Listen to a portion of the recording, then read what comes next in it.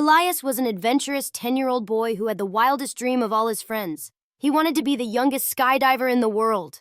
His fascination with the sky started when he watched his first air show. Seeing colorful parachutes float like magic in the air made his heart race with excitement. Every day after school, Elias would practice for his future skydiving adventures.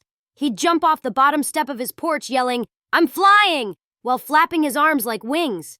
He even made a mini parachute out of an old bedsheet, tying it to his shoulders as he leaped off small hills in the park. Though he never actually flew, Elias never stopped dreaming. One summer day, Elias's parents surprised him with a trip to the local skydiving center.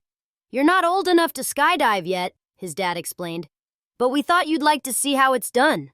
Elias was thrilled! He couldn't wait to meet real skydivers. When they arrived, Elias's eyes grew wide as he watched people soar through the sky, their parachutes bursting open like fireworks. He ran up to one of the instructors, a friendly woman named Ms. Clara, and asked a million questions about skydiving. "You've got the spirit of a skydiver, Elias," Ms. Clara said with a smile. "But skydiving takes practice. And patience. Are you ready to start learning?"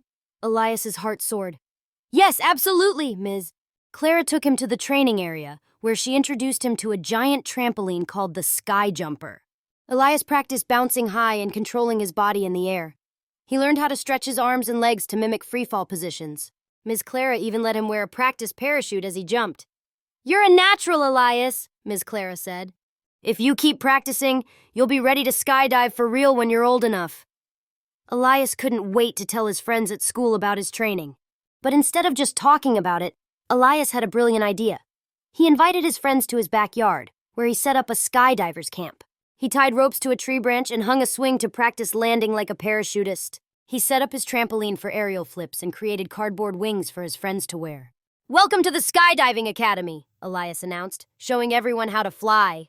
Over time, Elias became the best trampoline jumper in the neighborhood.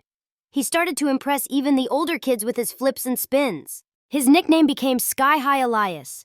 Years later, when Elias turned 16, he finally took his first real skydive with Ms. Clara. As he leapt out of the plane and felt the wind rush past his face, Elias grinned from ear to ear. It was everything he had dreamed of and more.